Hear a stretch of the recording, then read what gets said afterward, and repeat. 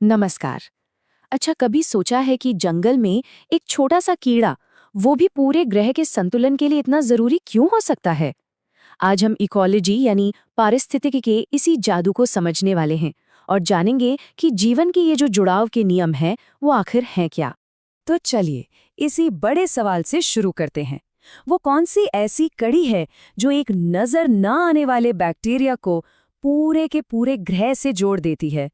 इसका जवाब इकोलॉजी के मूल सिद्धांतों में ही छुपा है। उस जवाब को ढूंढने के लिए ना हमें सबसे पहले उस स्टेज को समझना होगा जिस पर जीवन का ये पूरा खेल होता है, यानी हमारा पर्यावरण, जिसमें जिंदा और बेजान दोनों ही तरह की चीजें शामिल हैं। देखिए, पर्यावरण शब्द का मतलब ही है हमारे आसपास की हर चीज। जैसे एक मछली के लिए उसका पर्यावरण है पानी, पत्थर, दूसरे समुद्री जीव, और हमारे लिए हवा, पानी, शहर, लोग, ये सब कुछ जो हमें घेरे हुए है, वही हमारा पर्यावरण है। और सबसे दिलचस्प बात पता है क्या है? कि दुनिया का कोई भी पर्यावरण हो, वो बस दो तरह की चीजों से बनता है। एक तरफ है जैविक यानी बायोटिक घटक, मतलब सारी जिंदा चीजें, पेड़ पौधे जानवर, और दूसरी तरफ है अजैविक यानी एबायोटिक, मतलब वो चीजें जिनमें जान नहीं है, जैसे मिट्टी, पानी और सूरज की रोशनी। पर ये सजीव और निर्जीव चीजें बस यूं ही एक जगह पड़ी नहीं रहती। ये लगातार एक दूसरे से इंटरैक्ट करती हैं, एक दूसरे पर असर डालती हैं, ठीक एक इंजन के पुर्जों की तरह, जो साथ मिलकर पूरे सिस्टम को चलाते हैं। तो इस इंजन को ताकत कहाँ से मिलती है? इसकी शुरुआत होती है उत्पादकों से, यानी प्रोड्यूसर्स से। ये हरे पौधे असल में हमारी धरती की सोलर पावर्ड फूड फैक्ट्रीज हैं, जो सूरज की रोशनी को सीधे भोजन में बदल देते हैं, और यही हर तरह के जीवन का आधार है। फिर ये ताकत एक लेवल से दूसरे लेवल तक बहती है। पहले शाकाहारी जानवर इन पौधों को खाते हैं, फिर मांसाहारी जानवर उन शाकाहारियों को खाते हैं। ये एक तरह की फूड चेन है, जिसमें ताकत लगातार ऊपर की ओर जाती है। लेकिन सोचिए, जब ये पेड़ पौधे और जानवर मर जाते हैं, तो क्या ये ताकत बर्बाद हो जाती है? जी नहीं, बिल्कुल नहीं। यहीं पर काम आते हैं अपघटक यानी डीकंपोजर्स, प्रकृति के असली सफाई कर्मचारी। ये छोटे छोटे बैक्टीरिया और फंगस मरे हुए जीवों को तोड़कर उनके पोषक तत्वों को वापस मिट्टी में मिला देते हैं। तो अब जब हमने ताकत के बहाव को समझ लिया है, तो चलिए अब ये देखते हैं कि ये सारे जीव एक दूसरे से जुड़कर कैसे जीवन का एक बहुत ही उलझा हुआ एक जटिल जाल बुनते हैं। कुदरत में जीवों के बीच का कोई भी रिश्ता हो, उसे हम मोटे तौर पर दो हिस्सों में बांट सकते हैं। एक होते हैं सकारात्मक रिश्ते, जहां किसी न किसी को फायदा होता है और नुकसान किसी को नहीं होता, और दूसरे नकारात्मक रिश्ते, जहां किसी न किसी को नुकसान उठाना ही पड़ता है। चलिए पहले एक विन विन सिचुएशन वाले रिश्ते को देखते हैं, जिसे सहजीविता या म्यूचुअलिज्म कहते हैं। यहाँ क्या होता है कि दो अलग अलग तरह के जीव एक दूसरे की मदद करते हैं और दोनों को फायदा होता है। इसका सबसे बेहतरीन उदाहरण है लाइकेन। ये असल में कोई एक जीव है ही नहीं, बल्कि एक फंगस और एक एल्गी यानी कवक और शैवाल की एक मजबूत पार्टनरशिप है। दोनों मिलकर एक ऐसा सुपर ऑर्गेनिज्म बनाते हैं जो ऐसी मुश्किल जगहों पर भी जिंदा रह सकता है जहां वो अकेले कभी नहीं रह पाते। लेकिन प्रकृति में हमेशा सब कुछ इतना अच्छा नहीं होता। सिक्के का दूसरा पहलू है शोषण, एक ऐसी कड़वी सच्चाई जहां एक का फायदा हमेशा दूसरे के नुकसान पर टिका होता है। शोषण का सबसे सीधा और साफ उदाहरण है शिकार यानी प्रेडेशन। शिकारी को तो भोजन मिल जाता है, लेकिन बेचारे शिकार के लिए वो उसकी जिंदगी का अंत होता है। तो ये तो हुई अलग अलग जीवों के बीच की बात।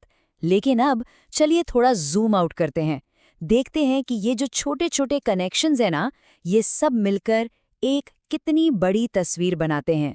एक बूंद से महासागर तक का सफर। देखिए, इसकी शुरुआत होती है एक जनसंख्या यानी पॉपुलेशन से। इसका मतलब है एक ही जगह पर रहने वाले एक ही तरह के जीव, जैसे कि किसी जंगल में हाथियों का एक झुंड।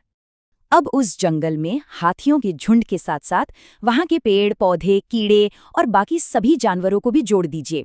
ये सब मिलकर बनाते हैं एक समुदाय या एक कम्युनिटी। और जब हम इस जिंदा कम्युनिटी में वहां की बेजान चीजों को भी मिला देते हैं, जैसे कि वहां की मिट्टी, पानी, धूप, तो हमें मिलता है एक पूरा का पूरा पारिस्थितिकी तंत्र यानी एक इकोसिस्टम। और अब जब हम पूरी तरह से जूम आउट करते हैं और धरती के सारे इकोसिस्टम्स को एक साथ देखते हैं, रेगिस्तान से लेकर बर्फीले पहाड़ों तक, तो जो हमें मिलता है वो है जैवमंडल या बायोस्फीयर। यही वो दायरा है जहां जीवन मौजूद है। और यही सबसे जरूरी बात है। हमारा पूरा ग्रह, ये पूरा बायोस्फीयर इन्हीं छोटी छोटी फंक्शनल यूनिट से बना है, जिन्हें हम इकोसिस्टम कहते हैं। हर इकोसिस्टम जीवन की एक ईंट की तरह है, जिस पर ये पूरी इमारत खड़ी है। और जब हर चीज एक दूसरे से इतनी गहराई से जुड़ी हुई है, तो ये समझना बहुत जरूरी हो जाता है कि ये संतुलन आखिर कितना नाजुक है। इस नाजुक संतुलन के लिए आज सबसे बड़ा खतरा है ग्लोबल वार्मिंग। ग्रीनहाउस गैसेस सूरज की गर्मी को हमारे वायुमंडल में कैद कर रही हैं, जिससे पूरी धरती का तापमान लगातार बढ़ रहा है और इसका सीधा असर दुनिया भर के इकोसिस्टम्स पर पड़ रहा है। तो हम वापस वही पहुंच गए जहां से हमने बात शुरू की थी। हमने देखा कि जीवन एक बहुत बड़ा और बेहद उलझा हुआ जाल है। तो अब सवाल ये है कि अगर इस जाल का एक भी धागा खींचा जाए तो बाकी पूरे जाल का क्या होगा? इस पर सोचिएगा जरूर। तो इकोलॉजी की दुनिया में एक बार फिर से चलते हैं। याद है, पिछले हिस्से में हमने इसकी बुनियाद को समझा था। आज हम थोड़ा और कह सकते हैं गहराई में उतरने वाले हैं। आज हम एक इकोसिस्टम को उसके अंदर से देखेंगे कि आखिर इसके पुर्जे कैसे काम करते हैं और वो कौन से नियम हैं जो इन सबको एक साथ बांध कर रखते हैं। तो आज क्या क्या देखने वाले हैं? भाई, सबसे पहले तो मिलेंगे इकोसिस्टम के मुख्य किरदारों से। फिर देखेंगे कि ऊर्जा बनती कैसे है और एक से दूसरे तक पहुंचती कैसे है। उसके बाद जानेंगे कि ये जीव आपस में कैसे रहते हैं, कभी दोस्त बनकर तो कभी दुश्मन। और हाँ, आखिर में मिलेंगे प्रकृति की अपनी क्लीन अप क्रू से, जो सब कुछ एकदम साफ सुथरा रखती है। तो चलिए शुरू करते हैं। तो सबसे पहले बात करते हैं किसी भी इकोसिस्टम के सबसे बुनियादी हिस्सों की। असल में बस दो ही तरह की चीजें होती हैं जो पूरा सिस्टम चलाती हैं। अच्छा, इसे ऐसे समझते हैं। एक तरफ है बायोटिक, यानी कि सारी जिंदा चीजें, पेड़ पौधे जानवर कीड़े मकोड़े सब कुछ। और दूसरी तरफ है एबायोटिक, यानी बेजान चीजें, जैसे सूरज की रोशनी, पानी, हवा, मिट्टी। मतलब वो सारी चीजें जो जिंदा तो नहीं है, पर जिनके बिना जिंदगी मुमकिन ही नहीं है। यही दोनों मिलकर किसी भी जगह का पूरा माहौल बनाते हैं। तो सवाल ये उठता है कि इस पूरे सिस्टम में एनर्जी आती कहाँ से है? मतलब ये सब शुरू कैसे होता है? चलिए अब मिलते हैं उस ग्रुप से जो पूरे इकोसिस्टम को पावर देता है। ये हैं प्रोड्यूसर्स, जिन्हें हम स्वपोषी भी कहते हैं।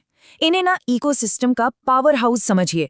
ये वो हैं जो सूरज की रोशनी को पकड़कर उससे खाना बनाते हैं, मतलब एनर्जी पैदा करते हैं। बाकी सब तो बस इसी एनर्जी पर जीते हैं। तो ये है कौन? जमीन पर तो ये काम करते हैं सारे हरे पेड़ पौधे, और पानी में ये जिम्मेदारी निभाते हैं शैवाल, या जिसे एल्गी कहते हैं। मतलब कोई भी जीव जो फोटोसिंथेसिस कर सकता है, यानी सूरज की रोशनी से अपना खाना बना सकता है, वही इस पूरे खेल की बुनियाद है। ठीक है, तो प्रोड्यूसर्स ने एनर्जी तो बना दी। अब सवाल यह है कि इसे इस्तेमाल कौन करता है? और यहीं पर आते हैं हमारे कंज्यूमर्स यानी उपभोक्ता या विषमपोषी। जैसा कि नाम से ही जाहिर है, ये प्रोड्यूसर्स से एकदम उल्टे होते हैं। ये अपना खाना खुद नहीं बना सकते, तो एनर्जी के लिए इन्हें दूसरे जीवों को खाना पड़ता है। और बस यहीं से शुरू हो जाती है खाने और खिलाने की एक लंबी चेन। और ये चेन कई लेवल की होती है। सबसे पहले आते हैं प्राइमरी कंज्यूमर्स, मतलब शाकाहारी जीव, जैसे खरगोश जो घास फूस खाता है। फिर आते हैं सेकेंडरी कंज्यूमर्स, यानी मांसाहारी, जैसे कि लोमड़ी जो उस खरगोश को खा जाती है। और फिर इस चेन में और ऊपर हो सकते हैं टर्शरी कंज्यूमर्स, जैसे कोई बड़ा जानवर जो लोमड़ी को भी खा ले। तो एनर्जी घास से खरगोश में, खरगोश से लोमड़ी में, ऐसे ही आगे बढ़ती जाती है। लेकिन रुकिए, कहानी सिर्फ कौन किसको खाता है इतनी सीधी नहीं है। असल में तो ये बहुत ही ज्यादा पेचीदा और मजेदार है। जीव जंतु एक दूसरे से कई तरह के रिश्ते बनाते हैं, कभी दोस्ती के तो कभी दुश्मनी के। तो सवाल ये है कि ये सारे जीव आपस में किस तरह से जुड़े हुए हैं, इनके रिश्ते कैसे होते हैं? यही रिश्ते तय करते हैं कि किसी भी इकोसिस्टम का ढांचा कैसा होगा। तो सबसे पहले दोस्ती वाले रिश्तों की बात करते हैं, मतलब वो रिश्ते जहां कम से कम एक को तो फायदा हो ही रहा है। पहला रिश्ता है कमेंसलिज्म। इसमें एक का तो भला हो जाता है पर दूसरे को कोई फर्क नहीं पड़ता, जीरो असर। जैसे कोई छोटा सा पौधा ज्यादा धूप पाने के लिए एक बड़े पेड़ की डाली पर उग जाए। अब पौधे का तो काम बन गया, पर बेचारे पेड़ को ना कोई फायदा हुआ ना कोई नुकसान। फिर आता है प्रोटो कोऑपरेशन। ये एक तरह की विन विन डील है, दोनों को फायदा होता है। पर मजे की बात यह है कि ये रिश्ता जिंदा रहने के लिए जरूरी नहीं है, वो एक दूसरे के बिना भी जी सकते हैं। इसका सबसे अच्छा उदाहरण तो हमारे अपने अंदर है। हमारे पेट में जो बैक्टीरिया होते हैं वो खाना पचाने में मदद करते हैं और बदले में उन्हें घर और खाना मिल जाता है, दोनों खुश। और अब दोस्ती का सबसे पक्का वाला रिश्ता, म्यूचुअलिज्म यानी सहजीविता। ये वो रिश्ता है जहां दोनों एक दूसरे के बिना जिंदा रह ही नहीं सकते। मतलब ये साथ जिएंगे साथ मरेंगे वाली बात है। इसका सबसे कमाल का उदाहरण है लाइकेन, जो असल में एक फंगस और एक शैवाल का ऐसा गठबंधन है जिसे कोई तोड़ नहीं सकता। पर जैसा कि मैंने कहा, प्रकृति में हमेशा सब कुछ अच्छा अच्छा नहीं होता। अब बात करते हैं उन रिश्तों की जहां संघर्ष है, टकराव है और नुकसान है। सबसे पहले है कंपटीशन यानी कि मुकाबला। ये एक लूज लूज सिचुएशन है, मतलब इसमें दोनों का ही नुकसान होता है। सोचिए, दो प्रजातियां एक ही तरह के खाने या एक ही जगह के लिए लड़ रही हैं। लड़ाई में एनर्जी तो दोनों की बर्बाद होगी, है ना? फिर एक और बड़ा अजीब सा रिश्ता है, अमेंसिलिज्म। इसमें एक का तो नुकसान हो जाता है पर दूसरे को पता भी नहीं चलता, उसे कोई फायदा या नुकसान नहीं होता। इसका क्लासिक उदाहरण है पेनिसिलिन। एक फंगस ऐसा केमिकल छोड़ता है जो बैक्टीरिया को मार देता है। अब बैक्टीरिया तो मर गया, पर फंगस को उससे कोई लेना देना नहीं। और अब उस रिश्ते की बात करते हैं जिसमें एक का फायदा सीधे सीधे दूसरे के नुकसान से जुड़ा होता है। इसे कहते हैं एक्सप्लॉयटेशन यानी शोषण। और ये शोषण ना हमें दो तरीकों से देखने को मिलता है। एक है पैरासिटिज्म यानी परजीविता। इसमें एक छोटा जीव किसी बड़े जीव के शरीर पर या अंदर रहकर उससे अपना पोषण लेता है और उसे नुकसान पहुंचाता है। और दूसरा तो हम सब जानते हैं, प्रेडेशन यानी शिकार। शिकारी और शिकार की कहानी, जहां एक की जिंदगी दूसरे का खाना बनती है। तो हमने प्रोड्यूसर्स को देख लिया, कंज्यूमर्स को भी देख लिया, पर जब ये सब मतलब पेड़ पौधे जानवर जब सब मर जाते हैं तो उनका क्या होता है?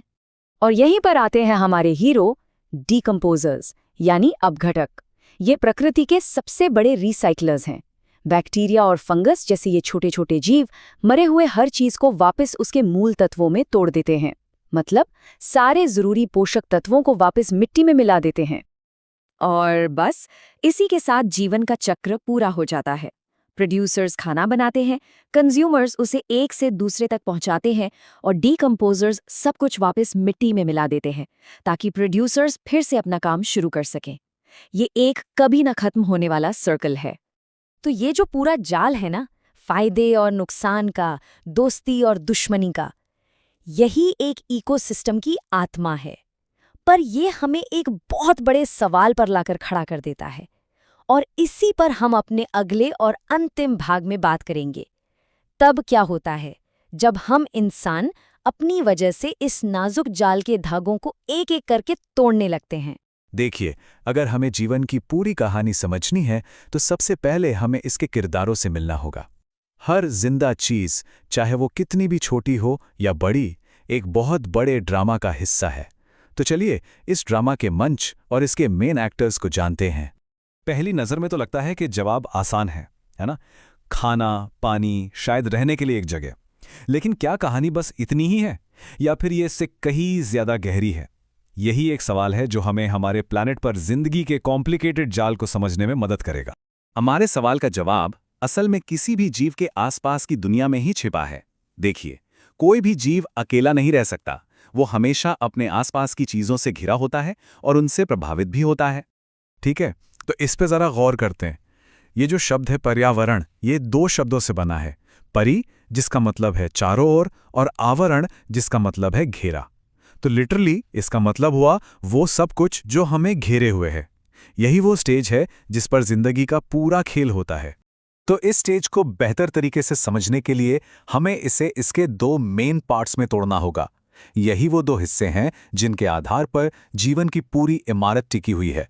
यहीं से हमें इकोलॉजी की बेसिक वोकैबुलरी मिलती है। एक तरफ है जैविक यानी बायोटिक कंपोनेंट्स, मतलब जो कुछ भी जिंदा है, और दूसरी तरफ है अजैविक यानी एबायोटिक कंपोनेंट्स, मतलब वो सारी निर्जीव चीजें जैसे हवा, पानी, चट्टानें जो जीवन को मुमकिन बनाती हैं। जैविक घटक समझ लीजिए जिंदगी के इस ड्रामा के सारे एक्टर्स हैं।